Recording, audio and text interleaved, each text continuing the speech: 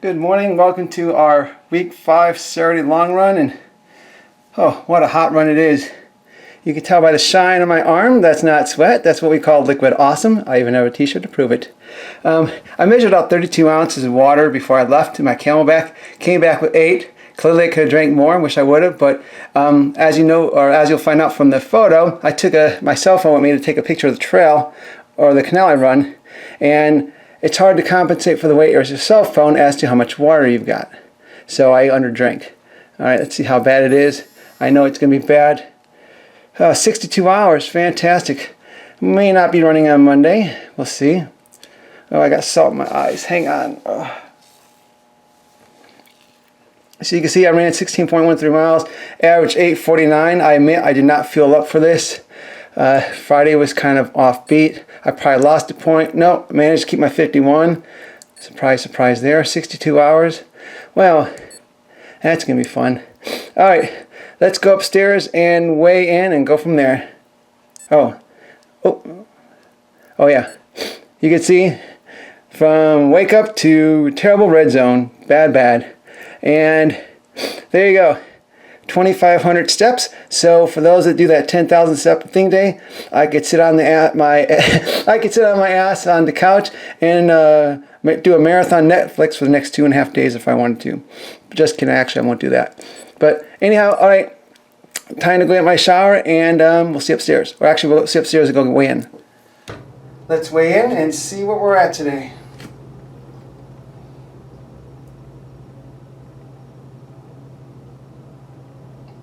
Well, that's definitely a drop. As I shared when I first checked in, I know I didn't feel up for it. BMI 23.5, body fat 7.6%, 67.4% water. I think that's definitely low. 64.7% pound muscle, or 10.5 pounds of bone. 155 total. All right, we'll go ahead and get our shower, and we'll talk more about that downstairs. Hey guys, good morning, welcome back. As you saw this morning, I definitely had a hard run, and yes, it's hot out. Garmin, however, their source for weather is wrong, so I'll be sending these guys an email. You'll see in a moment, Garmin claims it was 81 degrees this morning. It was not, because Google says it was 88, and I double checked that with another source, and both seem to be right there, especially when it's going to be 116 degrees in the valley today. So 81 to 116, that's what, 35 degree temperature fluctuation. It doesn't usually work that way. 88 to 116, that's more realistic. But needless to say, I spent over 2 hours and 88 degrees this morning. Most of it was before the sun rose, or almost half of it was before the sun rose. So that definitely played into it. Also, because I met with my aunt late afternoon yesterday for like an early dinner, so that we can go ahead and I can pick up the mail that she had from my mom, and we just kind of talked and had dinner, and we went out for Mexican at a place called Popo's here in Phoenix. And not exactly the carb-up place to go. So unfortunately, the way my day went yesterday, I didn't exactly carb up like I wanted to. So I openly admit, today's run, I really had little in the fuel tank. And you'll see by my numbers exactly how little I did have. However, although the run itself didn't go as planned, as far as feeling good and trying to make progress and things like that, I did also work. I also did achieve an alternative training effect, which is how to work past, or how to extend what they call your bonk point. That point where you're like, I'm out of gas, I can't run anymore. How to work past that. And you'll see here in a little bit, I've got a website pulled up. I'll go ahead and put the link in the description box of this video, so you guys can read that in more detail for yourself. And you'll see that, believe it or not, going out underfueled has a training purpose as well. So we'll definitely go into that a little bit. We'll definitely keep this short and sweet. Not a lot to cover, but you'll see. Anyhow, after my weigh-in, I was jonesing for that chocolate milk, so I took and hit my high-protein chocolate milk, nice and cold right after that. And so I don't have chocolate milk with me this morning, but we are back to wheatgrass, and this is my first shot of that new batch of seed I got. So for those of you new to my channel, I grow wheatgrass here at my house, and one shot of wheatgrass is the nutritional equivalent to 1 pound of raw green vegetables. So it's kind of nice to know that you get nutritionally dense vegetables in a shot glass, and so I'll be doing this every day as long as I've got seeds for that, and this is a great way to also alkalize and energize your body, because green vegetables are very alkaline rich. The pH of our bodies tend to sway a little bit more towards the alkaline side as to the acidic side. So this also helps to cleanse our system as well. So with that, as I've shared before, a shot a day keeps the doctor away and the girls too. Oh, that new batch, a little on the green side, not as sweet as the other stuff. And yes, I'm definitely chasing that one. Only because I just don't feel like dealing with green taste while I'm talking to you guys. So anyhow, let's take a look. Here again, you can see Garmin claims it was 81. I'm debating that seriously. I do agree about the winds out of the southeast at 4 miles an hour.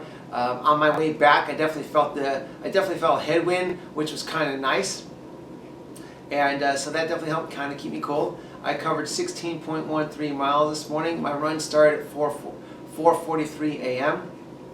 and I spent 2 hours and 22 minutes doing this because I went out with basically low on gas and the fuel light on. I definitely went out. I definitely did not hit a very impressive pace as far as I'm concerned. Give you a quick recap. Now, the last time we did run 16 miles was back on May 27th. Unfortunately, for those who've been tuning in, due to circumstances with my mother during week 2 of training, it just really threw things off. So otherwise, I would have definitely had a 16-week a run in between last month and this month. But still, last month was 16:05, 2:12. So I was only 10 minutes faster with an 8:14 average pace. And now, interesting thing is, you'll see here, I spent roughly 10 more minutes running this morning, and we have 8:14 on a 72-degree day compared to 8:19. So I spent 5 more calories and 10 extra minutes. Sounds like I'm improving somewhere, in my opinion. Back then I would believe it was 72 without question. This morning I double checked and I know for a fact it was 88, because it was like 88 all week long in the mornings. It was crazy. You guys know this. So again, I don't know how. Well, actually, I looked this up, and wow, this is like crazy fine print. Did I tell you the source is KDVT? I looked that up. It turns out to be an airport. I don't know if it's the Deer Valley Airport or which specific one, but that's where they're getting this weather. And again, they claim, like they say, it feels like 81. No, not really. It didn't feel like 81. Well, maybe without the sun up, but different story there. Anyhow, I did take a picture for you guys. I'll show you here in a second. That explains this little gap here. I know that as some of us, if you guys do this, you know that when you get hot and sweaty, if you're wearing a chest strap, like a heart rate chest strap, it tends to kind of slide down, even though it's technically right below your pectoral muscle, and it goes out feeling pretty snug, but either the thing itself loosens up or the sweat in your body just causes it to slide down. So I had a few times where I hit these crazy spikes. In all reality, these are totally unrealistic, because you can see they're one-offs and they're definitely not consistent. And then of course up here you can see my moving pace was pretty consistent for whatever it was. So my moving pace certainly didn't justify the spikes either. But you definitely see towards the end of my run, it definitely was getting hotter out. I think by the time I got back, it was about 91 or so. I didn't double check, but you can see my heart rate definitely creeped up. Down here, For the most part, I was pretty flat between 180, 178 on the strides. No problems there. Looking down through my numbers here, this is what I was talking about. Average pace, 8:47, first mile, fine. 8:19, okay, the morning looked promising. Here, I know, I stopped to take the picture for you guys, and so I averaged 8:40. All right, you know, that average moving pace, 8:40, okay. Brought that back for the most part, and was doing decent all the way through, okay, let's move this up, all the way through mile 9. You know, I don't know exactly what happened, why. Well, I definitely was kind of slipping, but I brought it back a little bit for mile 9, that's fine. I did my best to do the 155 heart rate thing, but you know what? When your body gets used to running at a certain speed, kind of slugging along, it's just hard. Your body just knows better. It knows it could deliver more. Even when the heart's like, we're doing good, we're doing good. The body's like, come on, pick it up. So there was definitely kind of an internal conflict with that. Needless to say, I did my best with the heart rate, but clearly after mile 9, things just went terrible. You know, you can see at 159 on average. Again, don't mind that max, because those were like more than likely they were probably those you know, heart rate spike or peaks. And you can see the heart rate just kind of slowly crept up. This one here, I don't know how accurate it was. I don't know, again, if the heart rate strap has slipped, or more than realistically, maybe it was just the way it was. But this is all about running on empty. 16 miles on relatively empty. For dinner, we met at 4 o'clock. I know we talked for a while, so you figure I left by 6. I had a carne asada burrito, and of course we ate chips and salsa there.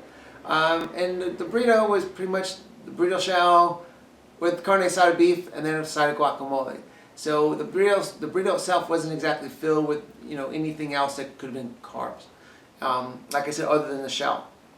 And when I got home, because that sat pretty heavy on me, I didn't eat anymore. Although I should have, I didn't. So I know I didn't fill up. You looked at the scale this morning. Definitely the scale showed I definitely dropped some numbers over last week. And while I'm open to losing maybe a half pound a week, I don't want to get too crazy, because clearly I need as much fuel as I can, or as much fuel as possible, so that I can fuel my runs and really perform and really improve. So so there's always that contradiction between weight loss and improvement. I'd rather see weight loss as a byproduct of just kicking butt. So anyhow, so that's kind of what this morning's run looked like, running on pretty much empty. I definitely still tried to play the heart rate game, which is why I was definitely slugging along here along the 9-minute mile mark. I'll be honest with you, my body, although the fact that I just wanted to get home, my body wasn't complaining about the slow speed. Real quick, this was my May 27th, and I can't confirm 72, but definitely I know it was a cooler run.